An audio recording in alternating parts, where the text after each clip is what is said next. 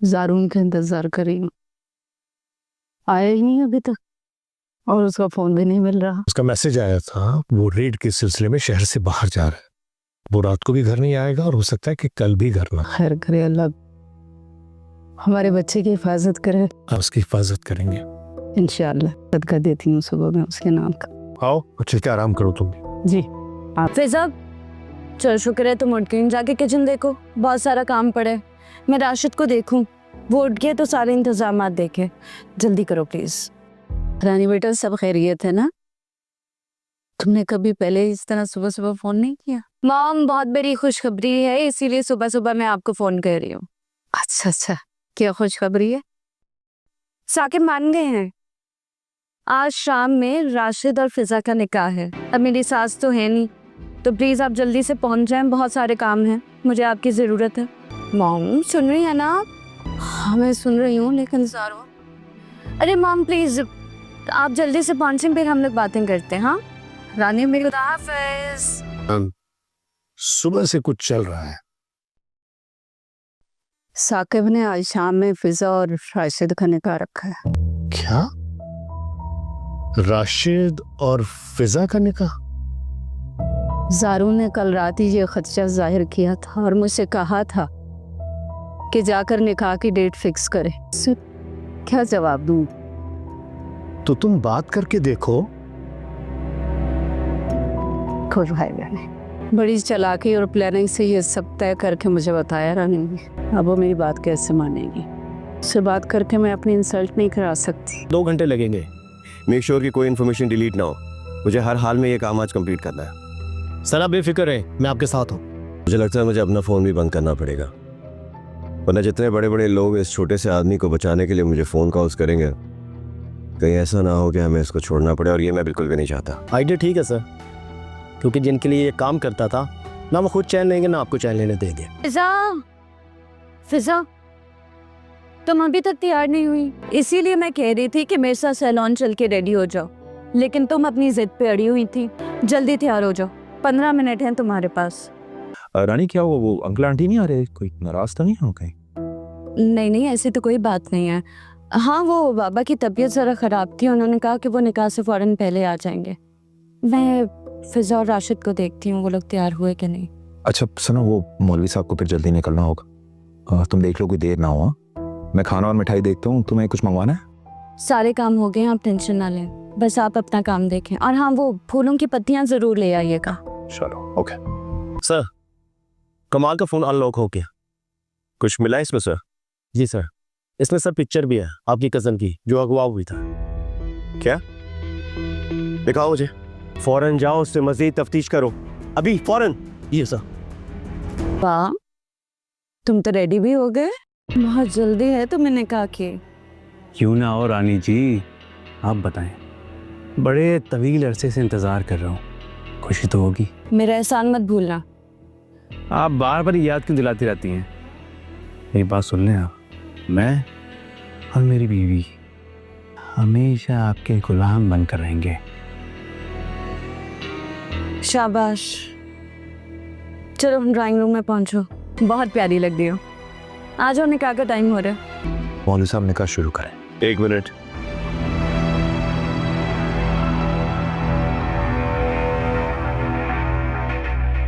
गिरफ्तार कर लो इसे। सारून क्या कर रहे हो तुम? मेरे घर में पुलिस ले आए हो। साकिब तुमने मुझे उनको पनाह भी दी हुई है और फिजा का निकाह भी कर रहे हो उससे। लेकिन मैंने किया क्या, मेरा जुर्म क्या जो मुझे गिरफ्तार कर रहे हैं? फिजा को किडनैप करने का जुर्म था। क्या कह रहे हो तुम?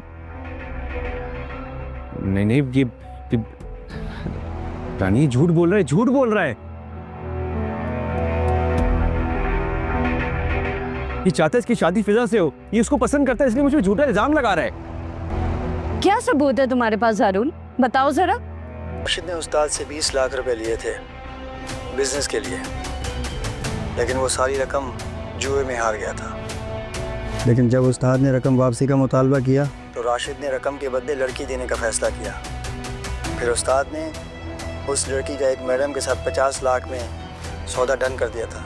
जिस दिन वो लड़की मैडम के हवाले करनी थी, एयरपोर्ट जाते हुए वो लड़की हमारी वैन से भाग गई। पकड़ लो अर्शद उसे। ये सब कुछ मैंने रानी के कहने पे किया था। इसे फिजा से नफरत है। ये कह रही थी कि इसकी शादी मेरे भाई से ना हो। बताओ ना रानी, तुमने ही कहा था सब। तुम झूठ क्यों बोल रहे हो? हाँ, तुम कोई नन्हे बच्चे हो? मैंने कहा और तुम मान गए। रानी झूठ बोल रही है। ये सब कुछ मैंने रानी के कहने पे किया। मत करो अपनी। पहले मेरी बहन को अगवा किया, उसके बाद उसके मुहाफिज बन के आ जाते हो। छोड़ूंगा नहीं मैं तुम्हें। लेके जाओ उसको। अरेस्ट करो, ले चलो इसको। मैं सच कह रहा हूँ, मुझे रानी ने कहा था। रानी बताओ ना इन्हें। बस चुप। झूठ क्यों बोल रहे हो? मुझे क्यों बिला वजह इन्वॉल्व कर रहे हो? लेके जाओ ना इसको यार। आओ ना इन्हें, मुझे क्यों फंसा रही हो अकेले?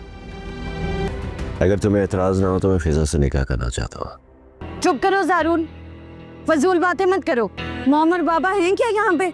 जाओ अपने घर, चलो जाओ। मुझे मंजूर है। साकिब ये क्या कह रहे हैं आप? कैसी बातें कह रहे हैं? निकाह पढ़वाएं मौलवी साहब। अस्सलाम वालेकुम बेटा। क्या कर रही हैं आप? कुछ भी नहीं। बहू के इस्तकबाल की तैयारी नहीं कर रही हैं? बहू? हाँ, ज़ारून आ रहे अपनी दुल्हन लेके। हार मंगवा लें, फूल मंगवा लें। आप क्या कह रही हो तुम? मैं बिल्कुल ठीक कह रही हूँ माम। दिखा दिया ना रंग इस चुड़ैल ने। मैं आपको साफ साफ कह रही हूँ कि जब ज़ारून अपनी दुल्हन को लेके आता है तो आप लोगों ने उसकी इस किस्म की शादी को एक्सेप्ट नहीं करना। आज खाना नहीं बना घर में? नहीं। क्यों? क्या सब लोग भूख हड़ताल पे चले गए? नहीं बाजी, घर में कोई है ही नहीं। जीनत बाजी, फरहत और सबा बाजी जो हैं वो बाहर से खाना खाकर रहेंगी। और जीनत बाजी ने कहा था कि घर में खाना नहीं पकाना। दाल रखी हुई है दोपहर की, मैं भी वही खा रही हूँ। आपते हैं तो आपके लिए भी ले आऊं? नहीं, मैं तो दाल नहीं खा सकती, मुझे तो हजम ही नहीं होती। तो जी फिर मैं क्या कर सकती हूँ? मुझे तो जो हुक्म मिला मैं तो उस पर अमल करने की पाबंद हूँ। रहने दो, कुछ नहीं चाहिए। अस्सलाम वालेकुम। वालेकुम अस्सलाम। आपकी बहू। सारून, मेरे बगैर, मेरी इजाजत के बगैर तुम शादी करके आ गए? अम्मा, एक मुजरिम से किसी लड़की की बगैर पूछे उसकी शादी कर देना ना तो हमारा मजहब इजाजत देता ना ही कानून। कौन मुजरिम? राशिद, उसी ने फिजा को अगवा कराया था। किसी जुए में कुछ पैसे हारा था तो उस पर उसने फिजा को किडनैप कर लिया। अगर फिजा वहां से भाग कर नहीं आती तो आप लोग जान सकते हैं कि क्या होता उसके साथ। और रानी यही कहती रही कि फिजा खुद दर्द से गई है। तो अब राशिद कहाँ है? हवालात में। वो तो शुक्र है कि मैं ऐन वक्त पर पहुंच गया वहाँ और ये सब होने से रोक दिया, वरना अगर इन लोग का निकाह हो जाता तो राशिद को तो मैंने गिरफ्तार करना ही था। फिर इसका क्या होता? रानी को जरा रहम नहीं आया ये सब करते हुए। रानी फिजा को धोखा दे रही थी और तुमने भी हमारी इजाजत के बगैर निकाह कर लिया। अंधे तुम्हारी शादी के और तुमने इस तरह से अकेले में जाकर निकाह कर लिया। अम्मा प्लीज, अगर आप मुझसे मोहब्बत करती हैं तो मेरी मोहब्बत को भी कबूल कर लें। फिजा को अपनी बहू मान लें, आपको मायूसी नहीं होगी। मायूसी हमें हुई है वो, यानी हमारे बेटे ने निकाह कर लिया, हमें पता ही नहीं है। मैं इस निकाह को नहीं मानता। बाबा, मैं मानता हूँ इस निकाह को और फिजा मेरी बीवी है। तो फिर ठीक है, तुम दोनों इस घर में नहीं रह सकते। कैसी बातें कर रहे हैं? हमारा बेटा कहीं नहीं जाएगा। तुम मेरे फैसले के खिलाफ जा रही हो। नहीं सही साहब, मैं आपके फैसले के खिलाफ नहीं जा रही और न कभी जाऊंगी। आज मैं अपनी पूरी उम्र भर की फरमाबरदारी के बदले इसी दरख्वास्त करती हूँ कि मेरे बेटे की खुशी को कबूल कर लें। सारी उम्र आपने रानी की बात मानी है। आप बेटे के साथ किया हुआ वादा निभाने का वक्त है सेठ साहब। आपने तो खुद ज़ारून का साथ देने का वादा किया था। कम से कम मुझे बता तो देता कि निकाह करने जा रहा है। बाबा प्लीज, फिजा मोहब्बत है मेरी। मैं तो तुम्हें दुआ ही दे सकता हूँ। सदा खुश रहो। को ले जाओ अंदर, मैं कुछ खाने को लेकर आती हूँ। किचन में उस दिन कयामत नहीं आ जाएगी जिस दिन वो किचन में जाएगी कोई काम करने के लिए। तुम्हारी तलाक के लिए अर्ज है कि तुम्हारी बीवी अपनी माँ और बहन को खाना खिलाने लेके गई है रेस्टोरेंट। मेरे लिए, तुम्हारी माँ के लिए। और हम तुम्हारी माँ के लिए इस घर में खाने को कुछ नहीं है। ऊपर से वो मुलाजमों को भी मना करके चली गई है कि घर में कुछ पकाने की जरूरत नहीं है।